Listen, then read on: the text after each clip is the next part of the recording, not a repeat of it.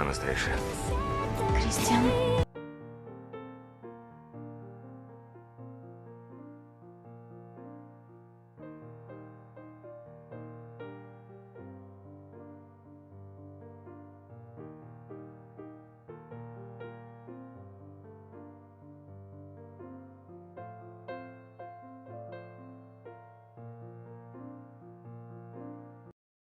Всем доброго дня, с вами Ханна. Обсуждаю на своем канале все, что только возможно и что, быть может, не совсем возможно представить. И тема у нас на сегодня – краткая рецензия на многосерийный, многим известный горе-фильм «50 оттенков». Как бы я это назвала, так это 50 оттенков непонятно чего.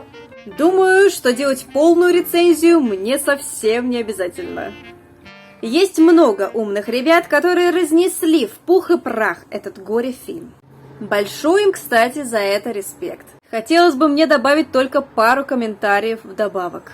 Насколько негативно влияет данная экранизация на незрелое сознание людей, особенно подростков, и на что этот фильм вообще напирает. Не удержалась и пересмотрела все 3 части специально для этого выпуска, которые, могу сказать, дорогие мои зрители, отличаются до невозможности, кроме, конечно, самих актеров. Поступки и реакция героев на что-либо стремительно меняющиеся от серии к серии, как и мое, собственно, к ним отношение. Меня несколько порадовало, что хотя бы 3-я часть изменила персонажей в несколько лучшую сторону, к счастью для зрителя.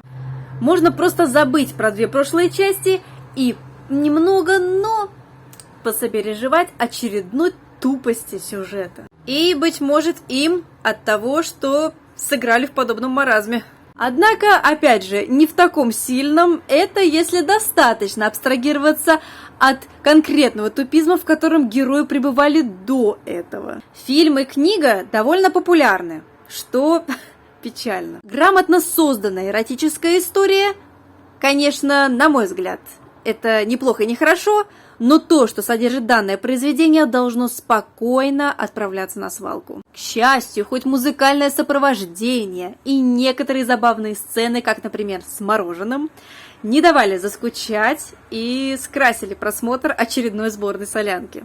Где-то издыхающий в уголке сюжет, там же мораль и слабые проблески логики, над которой также не на шутку поиздевались. Или в этом и был какой-то смысл? Кто знает. Впрочем, это уже не важно. Примитивно, по-диснеевски глупо. Здесь, я думаю, стоит зачитать мой набросанный комментарий к этому фильму, когда я впервые решила посмотреть именно 1-ю часть. Как я примерно это все поняла, судя по сюжету. Не знаю. Если это не так, то, пожалуйста, там эти режиссеры, там сценаристы, писательница, там, как бы отметьте, может быть, где-то я что-то не понял. Короче, героиня Анастейша. Девственница, постоянно кусающая губу, которая постоянно говорит, что в ней нет ничего особенного. Представляете? Вот прямо точно указывает на то, что нужно быть именно такой, как она, то есть никакой. Полной раздолбайкой, если уж охарактеризовать-то как-нибудь, как она себя ведет в этом фильме. Это даже несмотря на то, что она как-то периодически посещала работу какую-то.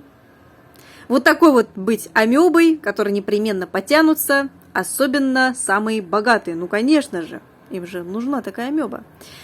Ну или, блин, что там к ней еще потянулось. В общем, продолжение моего комментирования через заметки, которые я оставила в процессе просмотра тех 3 фильмов. 3 частей этого фильма непонятного. Короче, живи, Анастейша, только с сексом, жестко, получая нешуточное нагоняет своего богатого садиста-избранника по имени Кристиан, в котором 50 оттенков какой-то фигни. Потому что я вообще не понимаю, что это за оттенки такие. Правильно там один товарищ сказал, почему 50, почему не 100, не знаю, там, не 9 оттенков, не 2, а именно 50. Сплошные молчания, бессмысленные диалоги и ощущение, что все живут, а только главные герои, получается, только и делают, что предаются любовным утехам. причем происходящим ежеминутно. Это, прелесть, конечно, незабываемая.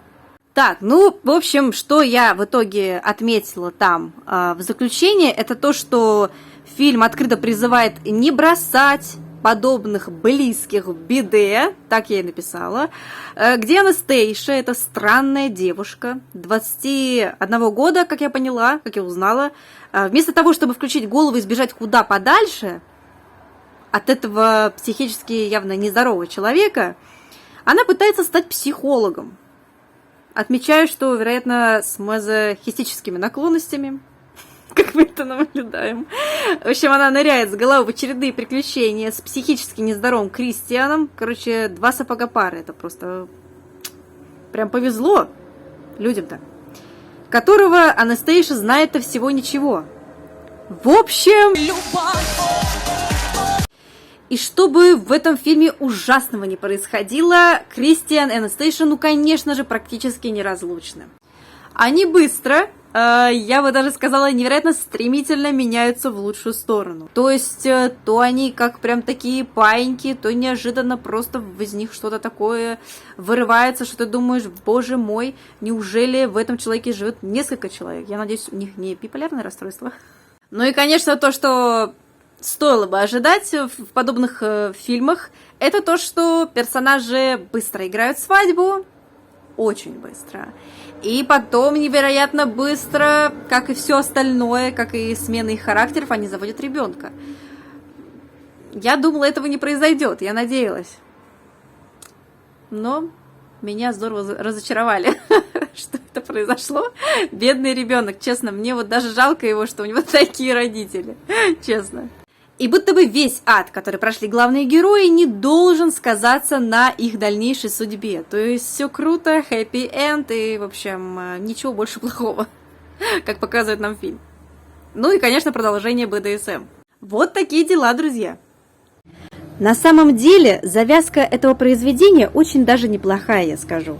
Если постараться, можно было бы смастерить что-то более интересное, захватывающее, ввести нормальную логику в начале процесса и в завершении данного произведения, заставить нас сопереживать героям и без скуки и тревоги досмотреть все их приключения до самого конца. Однако этого мы, наверное, никогда не увидим, хотя, быть может, найдется все-таки активный перекройщик этих недофильмов, и он действительно вылечит эти горе 50 оттенков. С вами была Ханна, подписывайтесь на мой канал, ставьте колокольчик и ждите мои новые видео. Пока-пока!